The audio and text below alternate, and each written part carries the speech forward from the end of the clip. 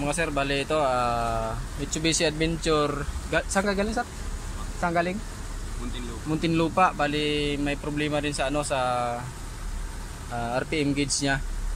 Tsaka sabi nila namatay-matay daw to sa biyahe. Pero kanina sir, hindi naman kayo namatayan. Makina. Dire-diretso lang. Naka-aircon kayo kanina? Siguro po kasi hindi po mainit. Hindi po siya uminit. Yun, bali tatanggalin ko muna 'tong mga sir itong itong RPM gauge para tignan ko rin, tapos pagka nagawa to sa ako ayusin yung yung minor. Paiba-iba yung minor niya eh.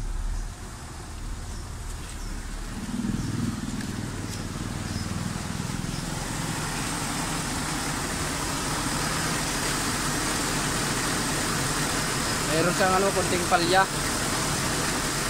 Kaya isa siguro sa dahilan yun, kaya nung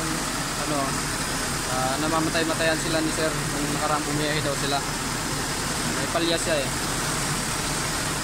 Ang problema nito kasi may pinutol na wire dito, hindi ko alam kung anong wire yung tinanggal dito. Kasi dating converted daw to, binalik sa original. Yan. Mamaya unahin ko muna yung RPM gauge para matimpla ko ng ayos yung minor. Kakalasin ko muna ito mga sir.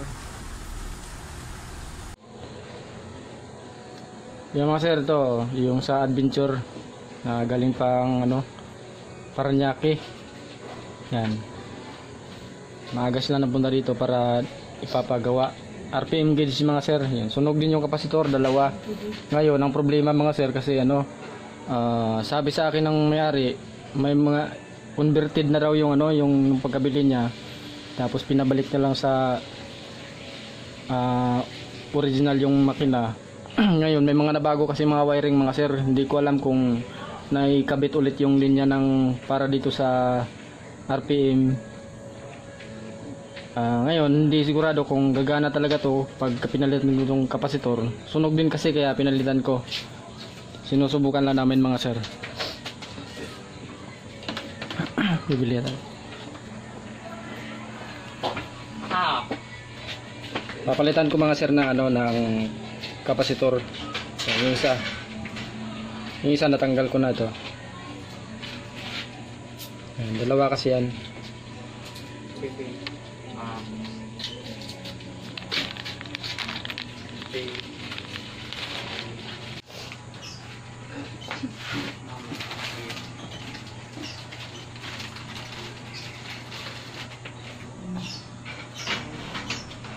Papalitan na lang daw ng mayari mga sir ng kapasitor, baka sakali daw na sana hindi na baka sakali hindi na putol yung mga connection nito nung nag-rewiring, kasi hindi niya rin sigurado. May mga wiring kasi mga putol-putol na mga sir nung nung converted siya nung pagkabili niya. Naisahan nga raw siya nung nagbinta nito mga sir, kasi nung magkabayaran na, blinak na siya kagad sa sa Facebook. Hindi na makontak. Ang dami mga issue kasi itong mga sir, yung sasakyan na to eh. Nung nabili niya, malaki-laki na nga raw gastos ng may-ari nito eh. Kaya ito pinasubukan niya sa akin na pa-repair yung RPM gauge.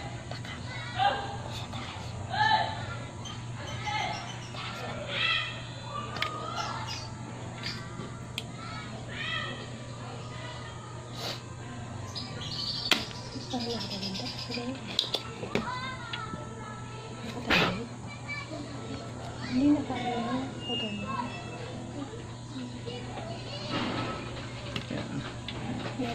Yan, napalitan ko na yung isang kapasitor mga sir, yung isa naman tanggalin ko.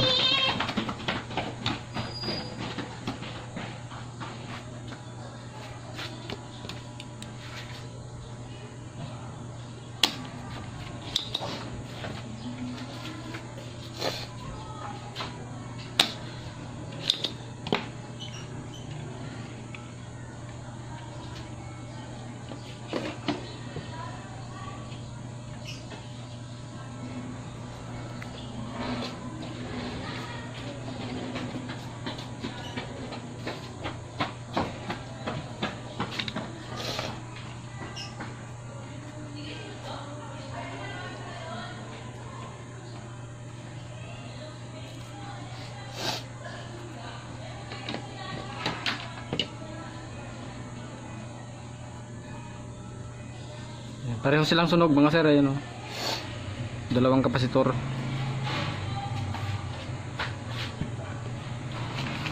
Dinala daw kasi nila sa ibang electrician mga sir. Sabi daw nung ano, nung pinagdalhan nila, bili daw ng ano, ng pinabili siya ng ano, ng sensor. Di niya malaman, nalimutan niya kung anong sensor pinabili para daw gumana tong ano, itong RPM. Hindi naman sensor ang kailangan eh. Ito nakitang-kita nyo naman mga sir sa video. Yan. Sunog yung kapasitor. Ito yung dahilan kaya hindi gumana. Ngayon, kapag hindi pa rin to gumana mga sir, ibig sabihin nun may mga naputol na koneksyon doon sa ano, nung pagka-convert ng makina. Kasi dami daw mga wire eh. Nahirapan nga raw yung dating pinuntahan nilang electrician mga sir kasi ang daming ano, nagbago na yung mga koneksyon eh. Wala na sa standard kasi yung linya ng ano, mga wirings. Sana hindi nila pinutol yung koneksyon nito mga sir para mapagana ulit to.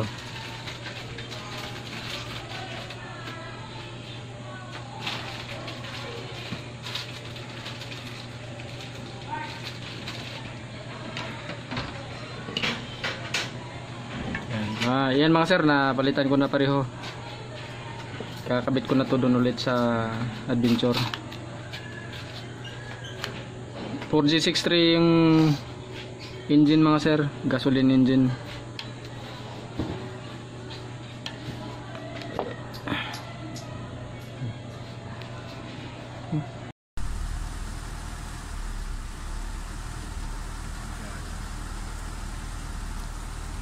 Mga sir, bali ano ito, nakabit ko na yung ano, yung panel gauge ni sir. Saan kayo galing sir? Muntinlupa. Galing pa si sir na ano, Muntinlupa. Si sir at saka si ma'am, bali galing pa silang Muntinlupa. Dinala nila dito sa akin kasi baka sakali na magawa ko yung RPM gauge. Kaso ang nangyari kasi mga sir, na ayos ko na yung ano, yung RPM gauge. Kaya lang ano, ayaw pa rin niyang tumaas dahil yung mga koneksyon doon sa makina nabago pala, may mga naputol yung mga koneksyon. Hindi ko na rin man pakialaman yung mga koneksyon mga sir kasi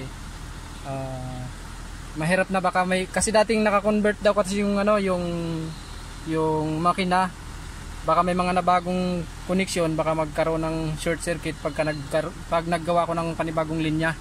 Kaya ayan, dadalhin na lang nila sa ano, sa expert talaga na electrician. Tapos ang ginawa ko na lang mga sir, yung pagka nagpreno kasi sila ni sir, namamatay daw lalo pag sa traffic, namamatayan lalo pag naka-aircon. Yan ang ginawa ko. May nakita kasi ako dun sa ano, sa makina.